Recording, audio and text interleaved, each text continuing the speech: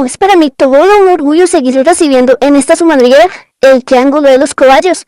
Les cuento que estoy muy emocionado con la nueva posibilidad de poder escribirles a los cobayos al correo eltriangulodeloscobayos@gmail.com y decirles que quiero participar llevando yo mismo mi propio objeto cultural. También quería invitarlos a ustedes a que se animen, me parece una idea muy interesante. Bueno, además, en el mundo virtual las cosas están un poco confusas, hay muchos ceros y muchos unos dando vueltas por ahí, información que va muy rápido, y pues hay que ser muy conocedor de este ambiente como yo para poder estar tranquilo y no perder un poco la cabeza con esta locura de información. Entonces quería preguntarle a Carlos y Diana cómo están las cosas por allá, en el mundo real de los seres vivos, y también que nos cuenten sus objetos culturales con los que nos van a sorprender en esta ocasión. Carlos, Diana, cuéntanos con qué nos van a sorprender. Hola, Caballito Virtual, muchas gracias por tu intro. Aquí, como siempre, asistiendo a nuestra cita del Triángulo de los Cobayos y, por supuesto, pues con nuestra coanfitriona, Caballito. ¿Cómo vas? Caballito virtual, cobayos escuchas, cobayos del mundo, unidos, regocijados en este nuevo episodio del Triángulo de los Cobayos. Y si estás enfermos, retorcijaos. Ay, sí, si están enfermos como yo, no se recocijen, sino retorcíjense. Sí, toca. Para que nos cuidemos entre toditos, saber que estamos Sí, por favor, cuídense que estamos malitos. No sabemos en qué momento va a salir este episodio, pero muy seguramente en el momento que salga va a haber algún virus corriendo. En cualquier caso, la recomendación jamás sobra. Como dice Homero, tan cierto hoy como cuando fue escrito. Sí. Oye, hablando de Homero, no quiero dejar pasar este comentario que quería compartirlo con los cobayos. Tú sabes que yo no escucho podcast, no soy consumidora de podcast, solo productora de podcast, pero sé que hay muchos podcasts relacionados con los Simpsons. Esta vaina de verdad que es casi otra religión, sobre todo las 16 primeras temporadas. Como chisme introductorio, nada tiene que ver con mi objeto. Esperemos a ver si sale con el tuyo, que a veces las coincidencias pegan. Me escuché un capítulo del señor, cuyo nombre no recuerdo, pero que es la voz en español de Homero. Cobayo, te estás refiriendo a Francisco Humberto Vélez Montiel, mejor conocido como Humberto Vélez, reconocidísimo actor de doblaje mexicano con más de 35 años de trabajo en teatro, radio y televisión, quien fue la voz de Homero Simpson desde 1990 hasta 2004 y desde 2021 a la fecha. Por razones que ya nos contarás, no participó en la película de Los Simpson, por ejemplo. También ha participado, entre muchísimas otras producciones que no voy a mencionar, en 5 de las películas de la productora Huevo Cartoon, en Scooby-Doo, en Norbit, Cars, Los Increíbles, Happy Feet, Married with Children, en Los Soprano como la voz de Tony Soprano, Shrek y por supuesto Terminator 2 doblando a Arnold Schwarzenegger, en Lost, Ranma y medio y todas las películas de Winnie Pooh, ya que es la voz en español oficial para Latinoamérica del protagonista, el mismísimo Oso Pooh. Ahora hace principalmente dirección de doblaje y ha trabajado en producciones como Futurama, Padre de Familia, Viaje a las Estrellas, Los Soprano, Los Simpson y varias más. El hombre es todo un personaje, literalmente, o sea, es como una gran personalidad más bien alrededor del tema de las voces de doblaje. Y el capítulo es muy divertido y también es muy triste, porque el hombre habla como él por cosas de la vida llegó a ser doblador, voz de doblaje, doblador como vende, a ser voz de doblaje de Los Simpson. El tipo dijo, yo no quería ni hacer esa vaina, yo hice cualquier voz, a los gringos les encantó, dijo, sí, venga, le dieron esa libertad del personaje para construirlo de la manera tal que si bien toda Latinoamérica, Homero es un personaje que a veces es detestable, es un personaje entrañable en la cultura popular. Hablaba un poco de esa identidad que él logró darle y cómo esa identidad desaparece por una negociación que hay con un tema de un paro de actores de voz. El estudio con el que trabajaba lo sacan, mete otro y lo reemplazan. Yo creo que eso tuvo que ver mucho con que mucha gente no sigamos con tanto juicio o que no hayan como cosas tan entrañables ni tan memorables de esas nuevas temporadas. Sumado a eso va la segunda parte de mi chisme al azar del día de hoy. Imagínate que me encontré una gente que hace camisetas. Tú sabes que yo consumo muchas camisetas, las personas que me conocen que yo consumo muchas camisetas con diseños raros, con mensajes raros. Me encontré una camiseta y me quiero mandar a hacer esa camiseta, Cobayo. La vi, la perdí en las redes, no sé dónde es. La camiseta es blanca, muy sencilla. La figura de fondo es una cabeza de Homero. Y está, la verdad, tú no puedes soportar la verdad, Marge. Okay, porque cuando miras a la cara de quién fue tu mejor amigo y yo ya no sé qué hacer. Esto es el barrio chino. O sea, yo también quiero dar contexto. ¿Sabían que esta es una referencia directa a la película de 1974 llamada Chinatown, en español llamada Barrio Chino? Sobre el final de esta película, un policía le dice al detective protagonista, interpretado por Jack Nicholson, olvídalo Jack, es el barrio chino. Estoy haciendo un resumen muy corto. Es toda la frase completa, toda la intervención de Homero en la cabeza de Homero, escrita como en létrica cursiva, y la cantidad de post de la gente ampliando la información. Así es el episodio, no sé qué dice y lo otro. Ay, es el episodio en el que Marge dice coger el extracto más famoso, pero la gente lo completa. Me parece increíble, coño. Como esas frases o esos temas terminan volviéndose códigos de comunicación. Qué gran objeto cultural Los Simpson. Algún día deberíamos hablar de Los Simpson como objeto cultural. Creo que lo hemos traído. Siempre hay una o dos citas de los Simpson Eso en es este transversal. episodio. Lo que es el nahuatl, los Sí, egipcios, los Simpsons, los chinos, los chinos. griegos. Y cuando Sí, tal. empezamos a dar pasitos adelante, entonces entran los franceses, los británicos, ya sobre la Y salida el entran los pudrete de gringos. Flandes.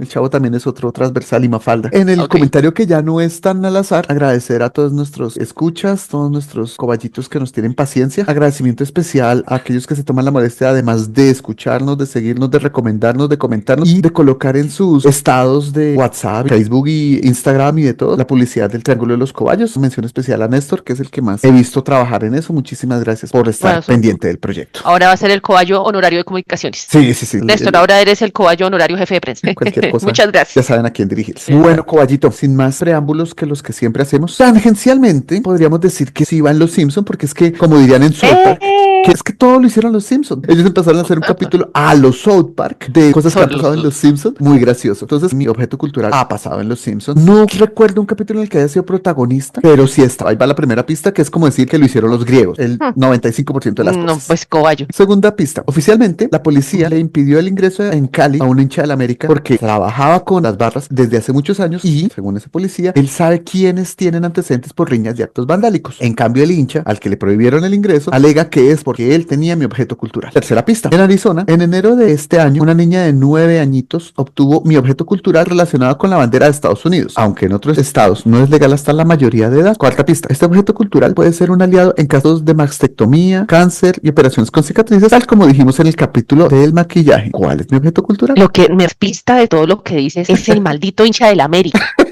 Yo pues debían dar ¿Qué una objeto pata de cultural lleva un cabra. hincha de la América? Pueden llevar muchas cosas. Tú eres un hincha Bueno. del América y dudo que lleves una pata de cabra, pero hoy hablemos del hincha del América, del Santa Fe, del Nacional, de Millonarios, Junior del país, Pero lígalo. del River. ¿Qué debe llevar? ¿Qué será? ¿Un tatuaje? Muy bien. Objeto cultural gigante, brutalmente gigante, tangible. Hoy me disfracé de Diana Páez. Lo primero es que nos alistemos para celebrar el Día Internacional del Tatuaje, que es el 17 de julio, para que no lo olvidemos nunca jamás. Ah, Como el ay, Día sí. de los Nudos, ¿te acuerdas? Ya Que- tenemos que- 2 que días para tenemos celebrar. una cobaya escucha que ese día nos escribió. Oigan, hoy es el día, no van a celebrar el Día de los Nudos. ¿Alguien quiere pensar en el Día de los Nudos? Ese es un súper tema, cobayo. Yo lo tengo en mi lista. ¿Tatuajes o el de las celebraciones de días? Oye, qué buen tema, cobayo. Yo lo tengo, por eso lo digo.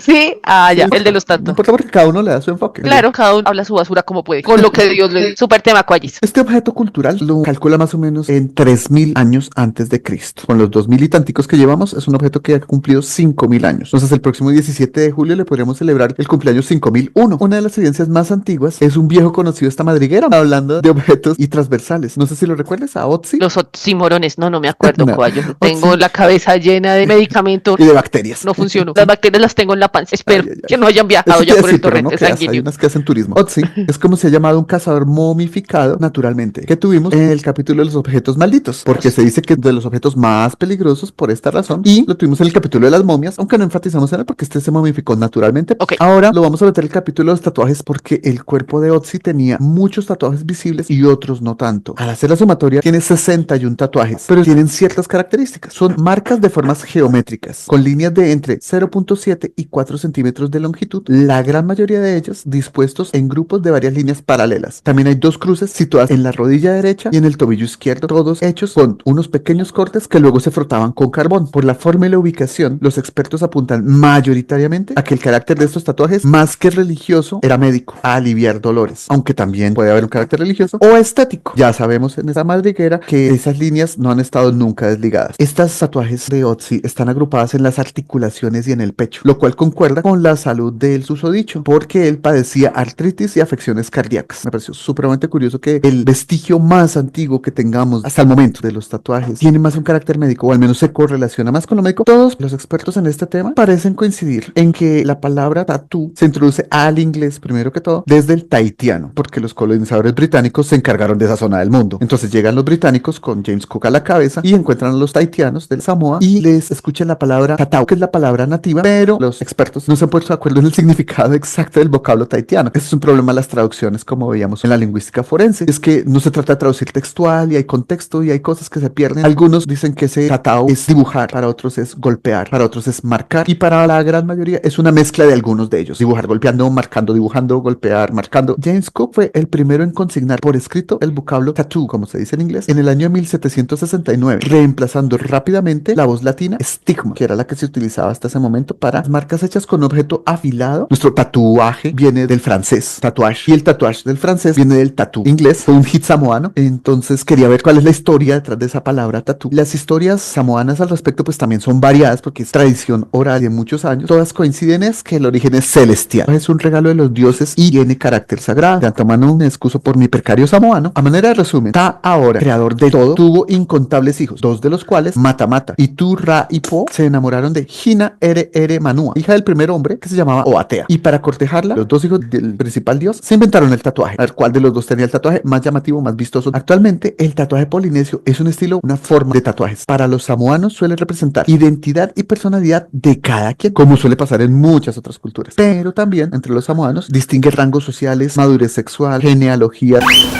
En el tatuaje polinesio, la piel es un mapa viviente. El estilo se compone de formas geométricas muy marcadas, líneas rectas, triángulos repetidos, arcos, puntos y figuras y curvas que se entrelazan con precisión casi matemática.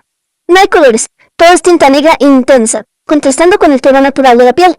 Los diseños suelen cubrir grandes áreas del cuerpo, y a menudo se integran con el cuerpo, resaltando la musculatura y los movimientos naturales de quien los lleva. Son perfectamente simétricos y se organizan por secciones, en las cuales cada sección tiene una intención.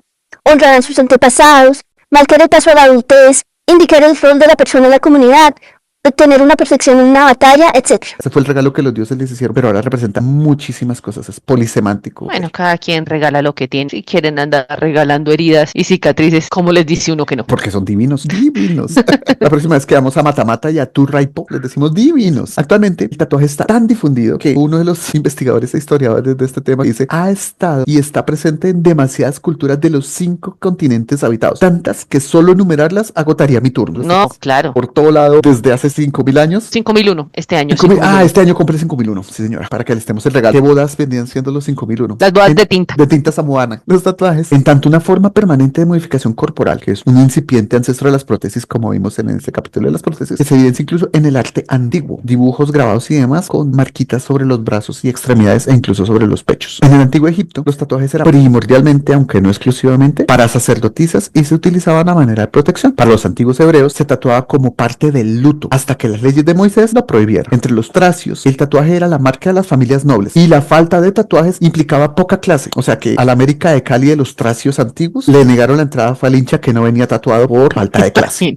Pobrecito. Entre los tracios hay una excepción que es en el cuerpo femenino. Fijamos sorpresa. Los tatuajes les eran impuestos como castigo. Los romanos tatuaban criminales e incluso esclavos, costumbre que aún hoy en día agradecen los policías y el presidente Bukele. Los romanos tenían esa tradición hasta que enfrentaron a unos guerreros británicos y estos guerreros británicos se tatuaban la cara como intimidación al adversario y de allí, como buenos predecesores de nuestra cultura occidental, pues se lo copiaron como signo de honor y es el auge de la cristiandad lo que detiene el tatuado, ya que según el cristianismo el rostro del hombre es creado a imagen de Dios, entonces variarlo es un sacrilegio. Ya sobre el año 787 después de Cristo, en el segundo concilio de Nicea se prohibió definitivamente el tatuaje como una práctica pagana. Viajábamos ahora al Japón, utilizaban el tradicional tatuaje Irezumi, qué pena con los japoneses parlantes, nipón parlantes, Manga parlantes.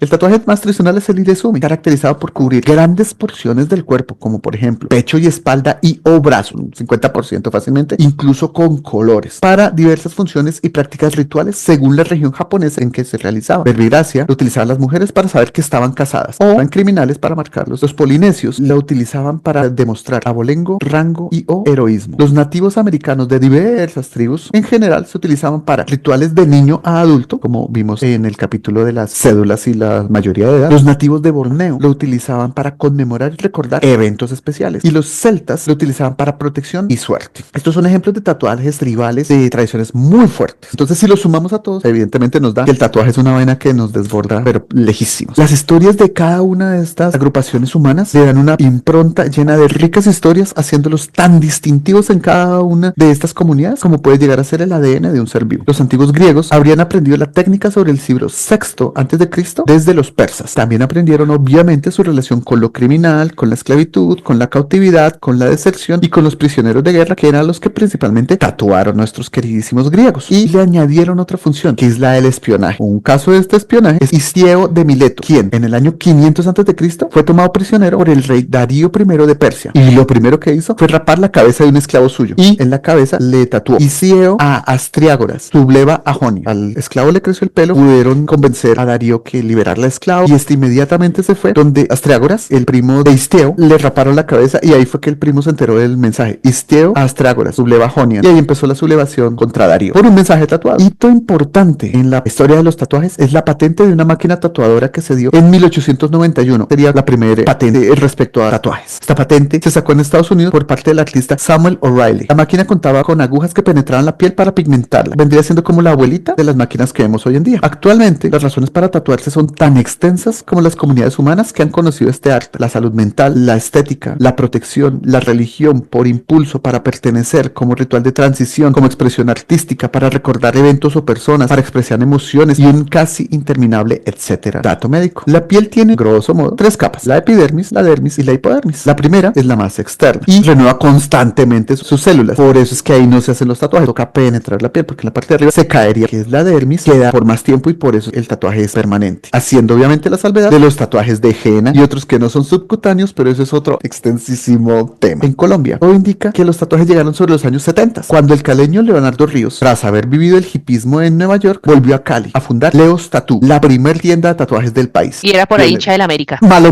este fue el que tatuó al pobre, que no dejaron entrar. Mejor dicho, ahora sí se armó. Se armó totalmente porque se metieron con el pionero de los tatuajes. A Bogotá llega por Daniel Severi, un neerlandés apodado el Belga, que estaba lleno de mitos. Se dice que Severi aprendió a tatuar en cárceles europeas, que llegó en el Expreso del Hielo con Manu Chao, que tatuó a Andrea Echeverry. Mil historias hay con Daniel Severi. La cosa es que en los años 80 y buena parte de los 90, los pioneros eran Severi y Leonardo Ríos, y pocos más que le caminaban al asunto. Tenían pocos clientes y poca competencia. Sobre los 80s y 90s empezó a difundirse un poco más por la vía musical, entre punqueros, metaleros y en menor medida los emos y los skinheads empezaron a buscar tatuajes específicos y tatuadores que les hicieran esos tatuajes. Obviamente había muy pocos locales y la difusión era muy lenta, e incluía máquinas semi-artesanales que traían desde Cali a Bogotá algunos miembros de estas tribus urbanas, y le hacían tatuajes en cualquier lugar a cualquier persona que se quisiera arriesgar a hacerlo, que casi siempre eran amigos o conocidos, y solían tatuar cosas pequeñas en lugares poco visibles, y lo que principalmente utilizaban era tinta china o tinta de esfera. Obviamente en esa época no se podía vivir del tatuaje. Ya todo ha cambiado. Hay verdaderos artistas que hacen de esto su profesión y su estilo de vida. Hay unos muy buenos y muy serios que cumplen con las normativas. Al que le interese la normativa sobre los tatuajes, la principal para saber qué se puede hacer y qué no se puede hacer, cuándo se puede hacer,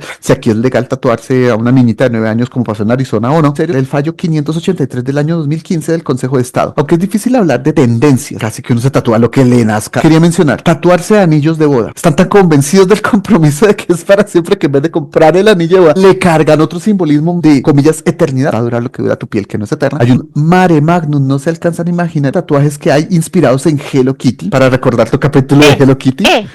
Hay que verlos, hay que De taparlos. absolutamente todo, cobayo. Desde lo más ortodoxo de Hello Kitty, sus personajes, hasta los Hello Kitties más zombies, punqueros, unos viajes muy locos, pero increíble la cantidad de Hello Kitties que hay. Para los que quieran unir los dos capítulos, está en tendencia tatuarse Hello Kitties en todas sus variedades. También está de moda imprimir tatuajes electrónicos y reproducir sonidos desde los tatuajes. El cuento del sonido de los tatuajes lo trae Nate Seeger en 2017. Él es el creador de los Soundwave Tattoos, que cuestan $40 hacerlo y $10 la suscripción mensual para poder acceder a la app que te va a leer el tatuaje cada vez que apuntes tu celular sobre ello. La queja es similar a la que había con el WattRewards, y es que lo tiene un privado, no se sabe muy bien cómo es el software, carga sus datos, él verá lo que hace, tú le mandas una grabación, él dice que preferiblemente no música comercial ni nada porque tendría problemas de derechos y demás. Ver el capítulo de plagio, que mucha gente lo que hace es grabar a su perro ladrando, a su pareja diciéndole palabras bonitas, a su mamá diciéndole algo porque se está despidiendo, qué sé yo, para recordarla aun cuando ya fallezca, etcétera, etcétera. Ellos reciben la grabación, desarrollan el tatuaje que va a hacer, soundwaves, o sea, las curvitas que hace uno al hablar cuando las graban, y te dan un soundwave personalizado para que tú te lo mandes a tatuar, y con el teléfono lo vas a reconocer conocer desde la app que ellos te van a facilitar por el pago de $40 inicial y $10 anuales. A futuro se planean tatuajes que se vean o no a voluntad. Se están planeando biosensores para monitorear la salud a partir de los tatuajes. Conectarse con dispositivos, que es un poco la evolución de esto que hacen con los Sunwebs. Poder tatuar sin dolor alguno. Poder tener sensores y rastreadores con los tatuajes. Poder conducir la electricidad. Así que la imaginación es el límite de cosas que se están desarrollando a partir de los tatuajes. Esta es una pequeña muestra, pero es demasiado. Traje una pequeña muestra de las cosas que me interesaron. Pensé que te habías tatuado. Ese es de los remates de mi objeto y es que a mí realmente no me gusta, pero me causó curiosidad. No es conmigo, no tengo problema con que lo hagan y realmente me parece un objeto cultural apasionante, no como pinta para mí. Cierro con la recomendación literaria, que sería Los hombres que no amaban a las mujeres, de Stieg Larsson, que es el primer libro de la serie Millennium, que lo habíamos nombrado, pero no como recomendación literaria. La protagonista, Lisbeth Salander, es muy interesante, es de mis heroínas favoritas literarias y tiene un dragón tatuado en la espalda, que es tan importante que la adaptación a cine que se hizo, las dos, una europea y una norteamericana, no se llama Los hombres que no amaban a las mujeres porque de pronto ese título no vende, no vaya y se ofendan los hombres, entonces lo cambiaron a La chica del dragón tatuado. El libro es muy bueno. En ese estado de cosas, entonces pues solo me resta recordar Los Simpson con los tatuajes, porque yo, tras más de 30 años de emisión, lo que más se ha tatuado en la vida últimamente ha sido Los Simpson, y pues recordar el tatuaje que se hizo Bart en honor a la mamá y el icónico tatuaje de los peces del infierno, que he tenido el placer incluso de verlo tatuado en personas así en vivo y en directo. Y en los tatuajes de Snake. Y Bob Patiño, cuando hablaste de los... Bob Patiño cuando salió de la cárcel,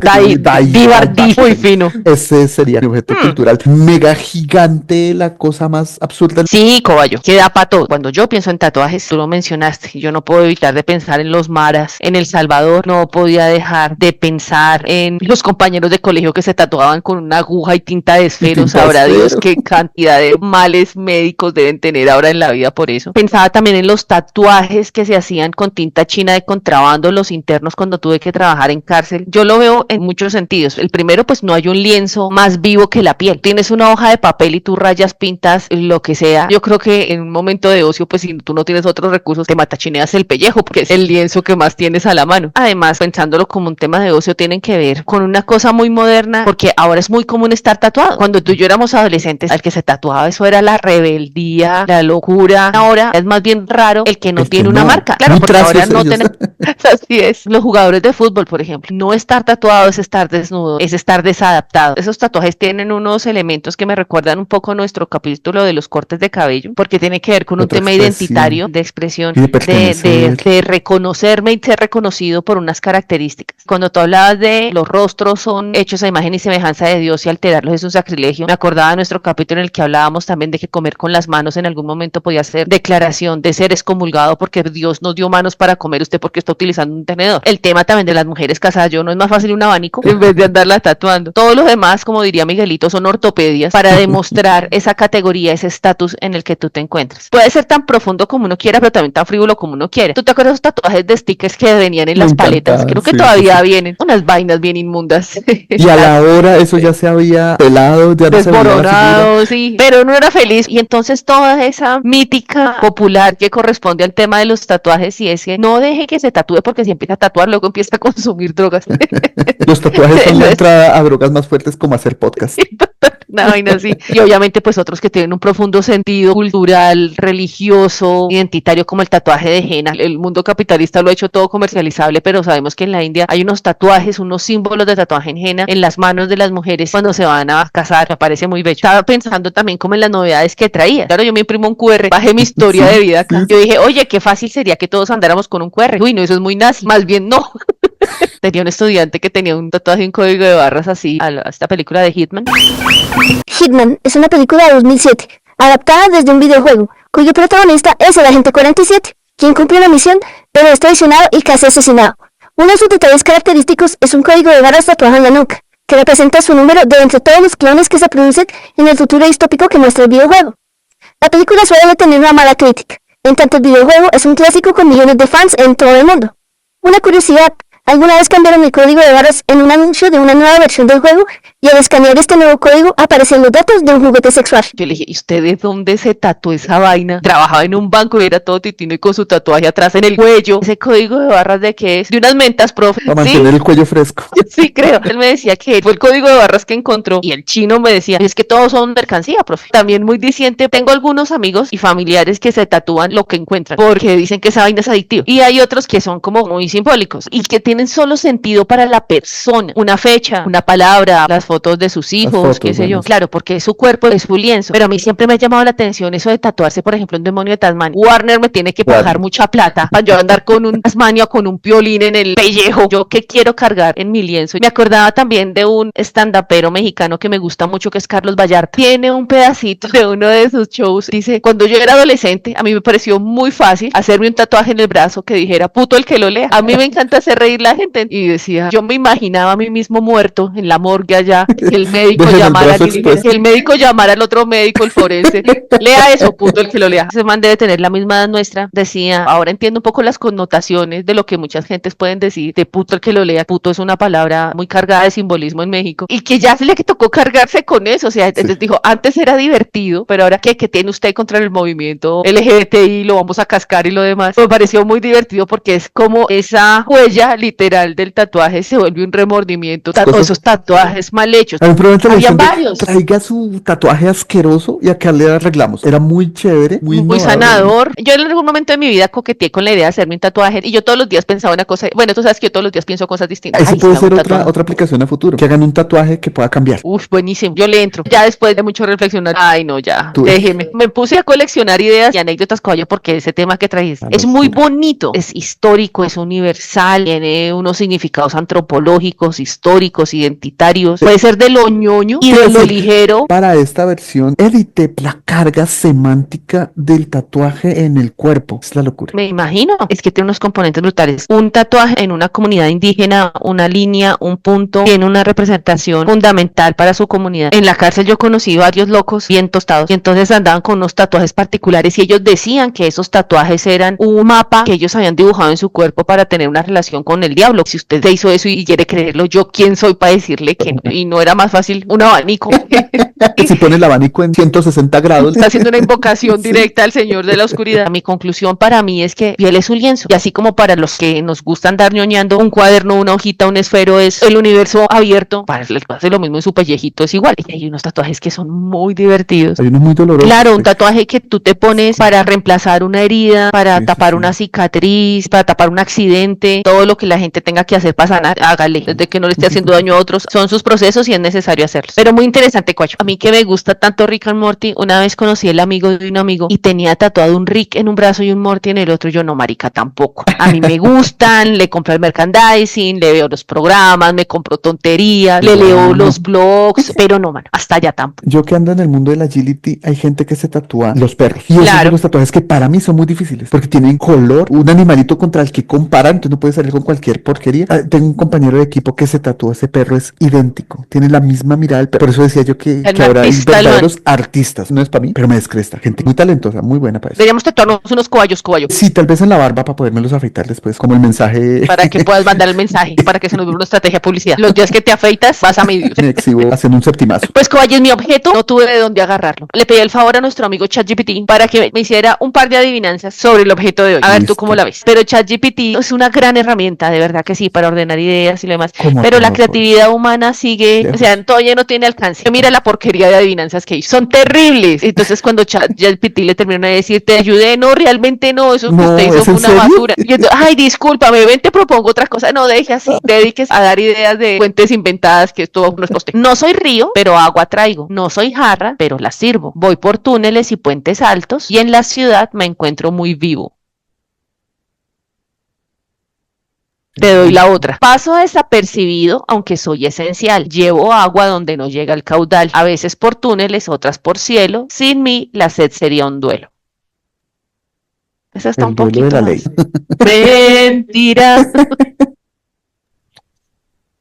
No No sé. Esta última me parece que es muy evidente. ¿Sí? Ese ChatGPT lo tierno, Alan. Es que el del cielo es el que me mata. Yo está pensando, no sé, como los caños. Cerca. Volví a objetos físicos. No se me ocurre, Coballo. No. Me ganó pues Coballo, vengo a hablar de los acueductos. ¿Y por qué por cielo? Porque hay acueductos subterráneos, elevados, de canales abiertos, de túneles comunitarios, privados. Falta ver cuando escuchen los Coballos este episodio, pero estos días hubo una inundación muy fuerte en Agua Blanca, Argentina. Agua Blanca es que se llama. No sé, no. Lo más que vi fue la autopista norte, que también hubo una inundación. Bahía Blanca, perdón. Agua Blanca es en Cali. Estos días que ha llovido en Bogotá, la frase era: ¿cómo es posible que en una ciudad que es de las que tienen menor probabilidad de estrés hídrico alrededor del mundo, por la cercanía con fuentes de agua y por la riqueza de páramos que tenemos y lo demás, esté en racionamiento de agua, pero también esté inundada? ¿Qué putas estamos haciendo con nuestra relación con el agua? Nos estamos cagando en ella. Además de todo, como lo vimos en el capítulo de los sanitarios. Claro, estaban recientes la inundación de la autopista norte en Bogotá, de Bahía Blanca en Buenos Aires, que 13 muertes confirmadas por una inundación en una ciudad, en la localidad de Tucumán. Entonces, a mí lo que me llevaba a pensar un poco en el tema era, culturalmente los humanos hemos tenido una relación con el agua. ¿Cómo hemos manejado el agua? ¿Con qué fines? No me quiero llevar al tema religioso y cosmogónico, porque muchas culturas, como la muisca, pues porque estaban rodeadas de agua, tienen unos temas y unos ritos divinos muy profundos con el agua, la serpiente del agua, Bachué, Tequendama, porque este era un gran charco. Voy a hablar solamente de los acueductos, no de los alcantarillados, que es que también es otro tema bien gordo y mis conocimientos en ingeniería civil son limitadísimos. Y acceder al agua es lo que ha hecho posible el desarrollo urbano, ni siquiera el desarrollo urbano, el desarrollo de la agricultura, de la vida misma de esta especie. Empecé por hacer un recorrido por las construcciones de acueductos, las construcciones hidráulicas precolombinas, porque alguna vez que estuve en el Museo del Oro, en alguna de los lugares de la costa, eso hace años, me encontré con el sistema de riegos que tenía la comunidad Sinú. Todo empezó cuando el Banco de la República compró el Toporo Quimbaya de Oro, sobre el año de 1939, a Magdalena Amador, una heredera de una rica familia paisa residenciada en Pajarito, Antioquia. Posteriormente se fue aumentando la colección arqueológica de objetos de oro precolombino, y ya por 1968 se inició con el Museo de Oro en Bogotá, y actualmente el Museo del Oro realmente es una red de 7 museos, así. El Museo del Oro Tayrona, en Santa Marta, inaugurado en 1980. El Museo del Oro Zenú, en Cartagena, inaugurado en 1982. El Museo del Oro Nariño, en Pasto, inaugurado en 1984. El Museo del Oro Quimbaya, en Armenia, inaugurado en 1986. El Museo Etnográfico de Leticia, inaugurado en 1988. El Museo del Oro Calima, en Cali, inaugurado en 1991. Y el ya nombrado Museo de Bogotá. Como bien lo recuerda la comunidad Sinú, también llamada Zenú, debe referirse al Museo de Cartagena, y por lo mismo ya sabemos que fue después de 1982. Para mantener los riegos y para aprovechar los momentos de inundación, porque la comunidad sabía que cuando llovía el río se desbordaba, anegaba, generaba unas ciénagas, y cuando se recogía habían unos cambios ahí profundos en la vida de la comunidad, y esta gente lo tenía tan claro, tan organizado, que construían sus lugares lejos, tenían todo un sistema relacionado de vida construido alrededor del agua. Hablábamos alguna vez que mientras en Europa, en el año 1200, andaban echando la popó por las ventanas, Tenochtitlán tenía 1 millón de habitantes y tenía un sistema de alcantarillado y de acueducto increíble día, y mantenía la ciudad al día. Me voy a adelantar, pues no es una recomendación literaria en el estricto sentido como las que tú haces. La mayoría de esa carreta me la encontré en un artículo de unos profes de la Universidad del Valle, profe Jaime Díaz y la profe Betty Freire, son de la Escuela de Ingeniería de Recursos Naturales y del Ambiente, y pues que tienen toda una investigación en la Universidad del Valle relacionada con ese tema, y me pareció pues la chimbalola. Yo quiero aprender con ellos. Lo que traigo es un poco de los hallazgos que ellos tienen, y pues no me puede faltar el cuarto de la historia y hablar un poco de las inundaciones, que también son resultado de ese relacionamiento cultural que hemos tenido con el agua. En Colombia, los hallazgos arqueológicos demuestran que la cultura tairona se encontraron toda la arquitectura basada en piedra que ellos hicieron, sus casitas, los caminos, las escaleras, los puentes, los canales altarillados. Era un desarrollo tecnológico muy avanzado y muy completo, de una relación muy limpia con el entorno. Estaba construido para generar esos sistemas de irrigación que hacen posible el crecimiento de los cultivos. No en el mismo sentido técnico, pero sí en el mismo sentido funcional. Se han encontrado esos sistemas de irrigación en comunidades indígenas, por ejemplo en el sur de Atacama, en Chile. En Perú hablan, por ejemplo, de 500 años de Cristo, los hallazgos que se han dado. De hecho, encontré que el periodo comprendido entre el año 500 y 400 antes de Cristo en Sudamérica se denomina la época púcara. Uno se sabe los periodos de la historia que nos han metido los españoles y los gringos, pero no se sabe los de aquí, Alan. Los de acá, qué bonito. Qué bueno plato cultural. ¿Qué pasaba, por ejemplo, de lo que se encontró en Perú? Que las infraestructuras para la gestión del agua estaban asociadas a la estratificación cultural. Por ejemplo, había un tipo de estructura del agua para los campesinos rasos que se encargaban del riego, u otros, por ejemplo, para especialistas religiosas que se encargaban de predecir el clima, los ciclos agrícolas y las ceremonias religiosas. La planificación hidráulica tenía un profundo carácter político específico para el control de las nuevas áreas de cultivo e identificar como la fuerza de trabajo requerida para cada una de las regiones, súper avanzados y súper organizaditos. En Bolivia, en la región del lago Titicaca, había, y creo que todavía existe, el sistema de cochas o estanques.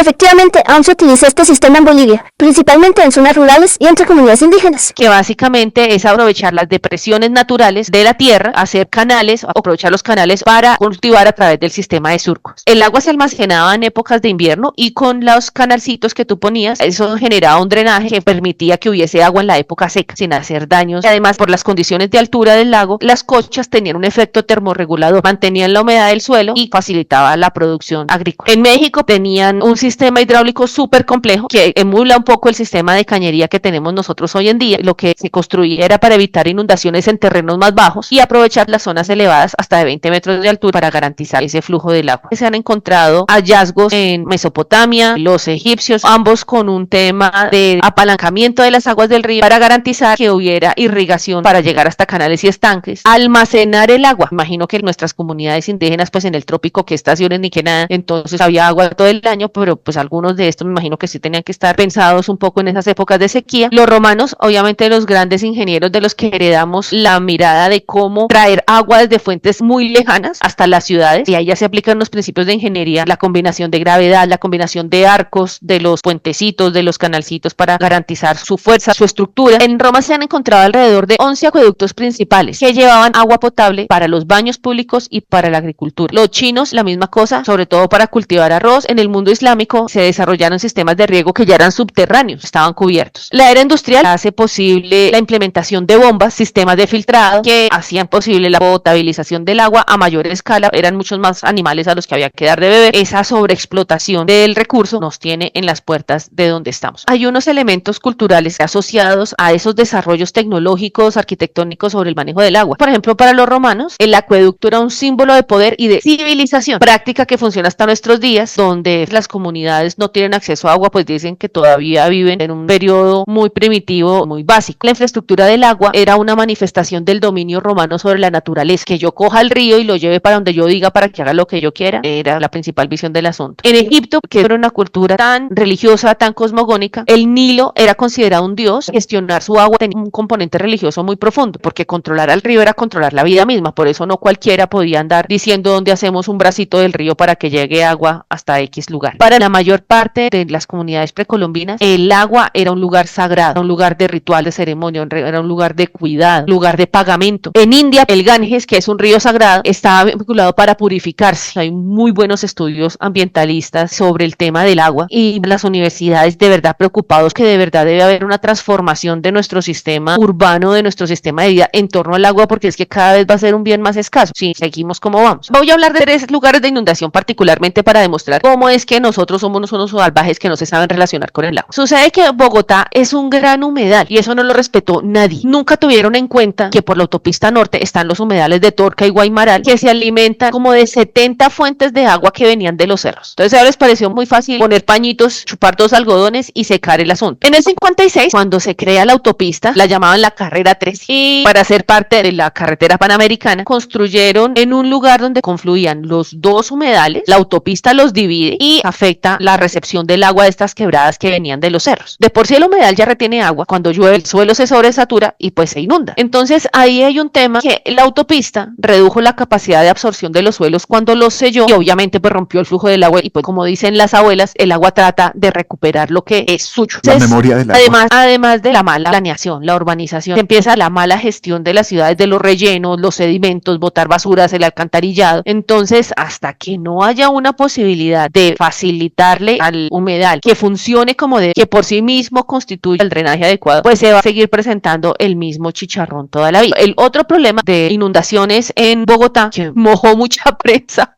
por más cruel que suene, ha sido la zona de Patio Bonito. En 1979 estuvo a punto de desaparecer porque de verdad fue una crisis humanitaria la hijo de madre. Hubo una inundación donde hubo 15.000 damnificados. También son resultados de la excelente gestión y de la gran planeación en la que sencillamente construyámosles casas a los pobres en donde no jodan, era lo más lejos que había cercano pues a la ribera del río Bogotá. Patio Bonito es un barrio en una localidad de Bogotá, muy cerca al río Bogotá, un río muy importante que lo tenemos vuelto mierda literalmente. Los barrios que componen Patio Bonito, por ejemplo, entonces como Campo Hermoso, Bellavista, Las Flores, pues terminaron valiendo 5 después de esa primera inundación, porque sucede que cuando eran los muiscas de Funza y el Zipa de Bogosa los que mandaban y era un territorio de agua, se llamaba Techío, que significa nuestra laguna. Entonces solo a nuestros brillantes dirigentes les da por construir sobre una laguna por debajo del nivel del río. En 1972, un par de desadaptados que se llamaban Moreno Escobar y Fernando Samario Chaparro denominaron este lugar Los Pantanos y empezaron a construir una primera urbanización para darle respuesta al movimiento urbano que se estaba dando, porque unos años antes había empezado a construir y a operar allí Corabastos, la mayor central de abastos del país. Entonces obviamente había que crecer la zona. O sea, es que imagínate, los muiscas decían nuestra laguna, vienen los españoles y le dicen Los Pantanos, y luego vienen los otros idiotas y dicen venga, construimos ahí encima. O sea, Nada a puede ver, malir sal. no había alcantarillado, los habitantes llegaron en una condición de vulnerabilidad, trabajaban en Corabastos, levantaron techos con lo que pudieron, eran campesinos que venían en ese gran movimiento migratorio que hubo de las diferentes regiones hacia el interior. Además, se improvisó un botadero de basura, todo fue sumando para la desgracia que ocurrió en el 79. Este tema de construir por debajo de los niveles del agua es lo mismo que ha ocurrido en Bahía Blanca, en Argentina, que también la cosa estuvo re dura. Hablaban de marcas que nunca había habido tanta agua, al punto que se veían cuerpos de muertos flotando por las calles, una imagen dantesca, sumado al cambio climático, que también lo hablaremos en un michín. Es un objeto completamente cultural, así vengan a decir que la Tierra tiene muchas épocas de extinción, sí, de acuerdo, pero esta la provocamos nosotros. Bahía Blanca, hasta donde leí, también es un lugar que se inunda todo el tiempo. Dicen que llovió sin parar 3 horas y que en esas 3 horas llovió 3 veces más el promedio de lo que llueve en un mes. La zona tiene una absorción del suelo de 30 milímetros de agua por hora y cayeron 112, que la ciudad con pésima infraestructura, con pocos espacios verdes construida por debajo de la ribera del río, pues fregados. Hace 100 años también empezaron a construir. Tenemos guayitos escuchas de Argentina que nos cuenten entonces y que ojalá estén secos y salvos. Buenos Aires ha tenido un desarrollo mucho más fuerte, más marcado y más avanzado que el que tuvo Bogotá en su momento. Entonces hace 100 años empezaron también a construir en tierras que eran consideradas inundables, como que la cosa era de cociente intelectual latinoamericano. No tenemos el monopolio de la brillantez. Además, nunca construyeron las infraestructuras que eran necesarias para drenar, porque eso vale un jurgo de plata. Yo dije, bueno, venga, averiguamos con el tema, y me encontré sobre todo la reflexión de los daños económicos, de las pérdidas materiales. El acueducto como objeto cultural me pareció una excusa para abordar este tema de cómo carajo nos relacionamos con el agua. Siendo la base de nuestra vida, cada vez la agotamos más y le hacemos más daños, permitimos gente que toma decisiones contrarias a esos principios que son claves. Hay unos futuros del sistema del manejo del agua. Veamos cómo pinta el futuro. Realmente no encontré algo muy alentador. Hay como unas 4 tendencias. Primera, que ya estamos viviendo todos, que es un modelo educativo de fortalecimiento de la conciencia pública sobre el manejo del agua, promover el uso responsable del agua, la conservación del agua en comunidad. Avances en la aplicación de la inteligencia artificial hace posible el manejo del recurso y optimizar la distribución en áreas urbanas para evitar su desperdicio. Recuperar los sistemas sostenibles de captación del agua, recoger el agua lluvia, reciclar las aguas residuales, pero todo está como en temas muy teóricos porque sus implementaciones tienen que ser a mediana escala y muy poco a su gobierno se van a dar ese lapo. Y la otra que me pareció completamente desalentadora es como los temas del agua dulce se están complicando tanto, pues miremos cómo filtramos y desalinizamos el agua marina para aliviar la escasez de agua en las zonas costeras. Ese es mi húmedo objeto cultural coacho. Voy a ver cómo me sumerjo en esto porque no encuentro una palabra positiva para decirlo. Que si no tienes nada positivo que decir, no lo digas. Bueno, no voy a decir nada. Entonces cancelamos. Nos vemos mañana. Chao. Desalentador es la palabra que me resumió todo lo que me contabas. No es lavarse las manos, jeje, pero siento que hay muy poco por hacer. Me frustra. Es luchar contra gente. Ir contra la corriente, literalmente. Es ir contra la corriente. Contra intereses muy oscuros. Contra gente de mente muy cerrada. Que por más que le digas y le muestres la evidencia, es como Homero con el tomaco. Pero yo solo soy un hombre. Sí, pero usted tiene el poder de decir, pero solo soy un hombre. Y no. El paréntesis que quería hacer es en Los Danieles.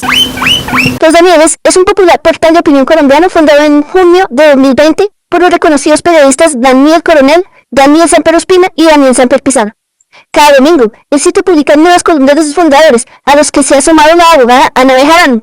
Además de ofrecer reflexiones agudas sobre los temas de actualidad, suelen invitar a un personaje especial para enriquecer el debate. Hicieron un experimento de comparar lo que hacía Quevedo, el escritor español clásico, y el ChatGPT. Le dan los mismos temas y hacía unos versos horrorosos, horribles, terribles. Con lo cual descubren el agua tibia. Y es que el ChatGPT es una herramienta y no sirve para todo. Un computador es una herramienta excelente, pero si yo quiero abrir un hueco, cojo una pala en un computador. Para la creatividad, ChatGPT se queda corto. Cuando compramos aquí el apartamento hace ya sus bonitos 10 años, vimos un caño al lado. Un vendedor motivado nos dijo, no, esto no es un caño, es un canal de aguas lluvias. Y a la fecha el canal de aguas lluvias funciona como caño. Las grandes culturas han estado en las riberas de los ríos y eso debe incluir el Magdalena y el Amazonas. No solamente el Nilo, el Ganges, el río Amarillo. También aquí hubo culturas muy chéveres con ríos tan importantes. El Magdalena es una cosa loca y el Amazonas ni se diga. Colombia hídricamente es bastante potente. Recordaba un científico que afirmaba la inutilidad y el desperdicio de agua y de tiempo y de recursos que es bañarse. Proponía aseo específico de zonas específicas cada tiempo. Ahí vienes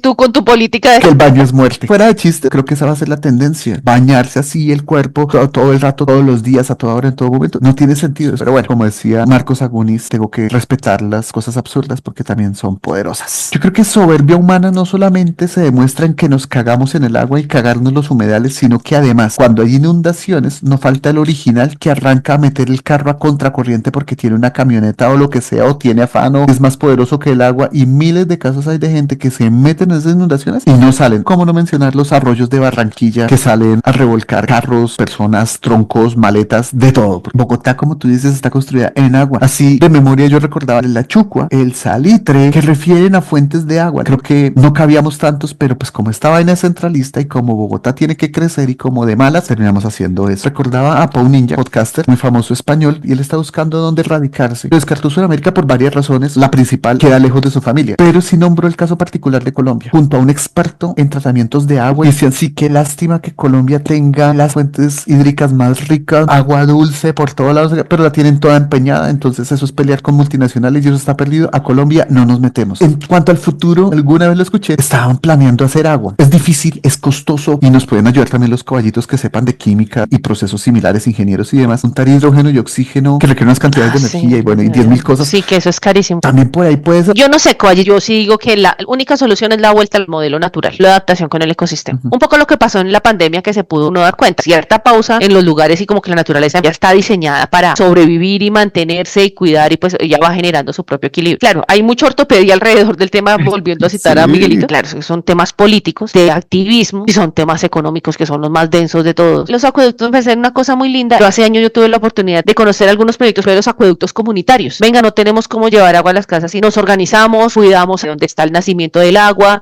nos turnamos entre todos para protegerla, sacamos unos tubos y la llevamos hasta unos tanques. Pero te digo que para mí el tema de volver como a sus orígenes es utópico, pero creo que si hubiese voluntad es posible de sacar, movernos como comunidad, aprovechar lo que la naturaleza nos está dando y lo vamos a organizar de la mejor manera en que todos nos podamos beneficiar. Yo soy muy sartre al respecto. La pandemia no solamente nos enseñó que si el humano se va a la naturaleza se adapta, también nos enseñó que el capitalismo y la depredación que viene con él es la cosa que más se adapta. La forma de que la naturaleza se recupere es eliminando la cantidad de humanos que hay. Es imposible e insostenible el modelo natural por nosotros. Puede ser que las voluntades y trabajos comunitarios tengan algunos resultados, pero es tanto como tú restringir tu uso del carro cuando ves que los grandes poderes económicos se divierten lanzando cohetes y quemando más combustible del que tú vas a gastar en tu vida solamente en un lanzamiento. Me parece que es un esfuerzo bonito, interesante, simbólico, yo te digo que es pero utópico, que no va por ahí. Pero bueno, pasando a lo menos a lo que nos trae. mi recomendación literaria, me depuré finalmente por una autora que me gusta, finlandesa, Emi Taranta. Volvemos a la novela policíaca. El libro se llama La memoria del agua, una distopía sobre un mundo sin agua, donde ella tiene un secreto con su papá, tienen acceso al agua en un mundo donde ya escasea el agua, tú en 5 años, que se matan por el agua, tú en 3 años, y cuando el papá muere ella tiene que guardar su secreto, se meten los militares, tú en 1 año, y todas las locuras y cosas que pasan desde un punto de vista distópico, pero súper interesantes. La memoria del agua de Emi Taranta. Que bueno, nos salieron reflexivos estos temitas, que el uno salió gigante y el otro medio utópico, distópico.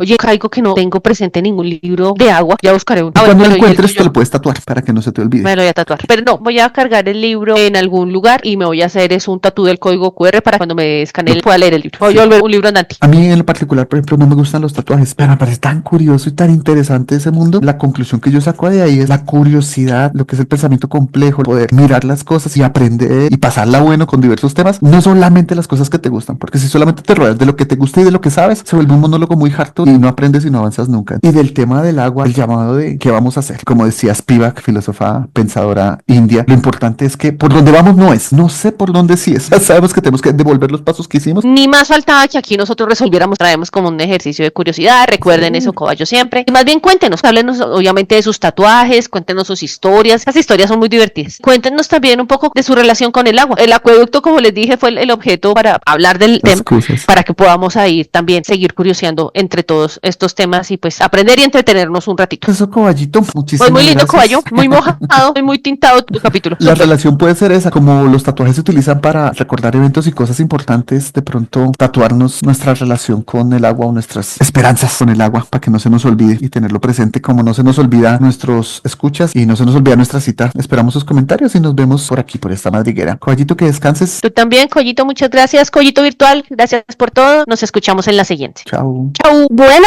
tenemos bastantes temas para nosotros mismos curiosear sobre la propuesta que nos hicieron los cobayos. Qué interesante y qué amplio resultó el tema de los tatuajes y qué controversial y reflexivo resulta el tema de la relación que tengamos con el agua. Yo me relaciono con el agua más bien mal, porque los seres virtuales no nos solemos mojar y cuando nos mojamos no nos va como muy bien. Pero cuéntenos ustedes sus experiencias, así como nos invitaron los cobayitos. Y también recuerden comentarnos, invitar a sus amigos, escribirnos, estar en contacto porque esta madriguera es grande gracias a la participación de todos. Y por cierto, a todos, muchísimas gracias. Nos vemos en la siguiente. Chau, chau.